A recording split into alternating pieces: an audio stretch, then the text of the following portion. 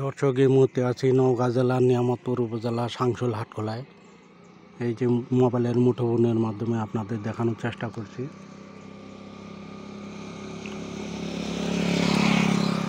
হাটখোলার মধ্যখানে রয়েছে পুকুর, এই যে সুন্দর পুকুর। আর এখানে গরুর হাট বসে প্রতি শুক্রবার।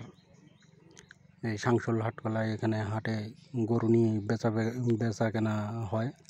এই যে দেখতেছেন বটগাছ প্রাকৃতিক সৌন্দর্যে ভরপুর যে সাংসুল হাটখোলা।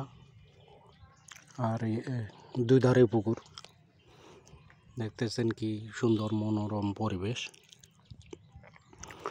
মোবাইলের মুঠোফোনের মাধ্যমে আপনাদের দেখানোর চেষ্টা করছি। ভিডিওটা কে কোথা থেকে দেখতেছেন অবশ্যই কমেন্টে জানাবেন। অসাধারণ সুন্দর পরিবেশ। সবাইকে অসংখ্য ধন্যবাদ সাথে থাকার জন্য।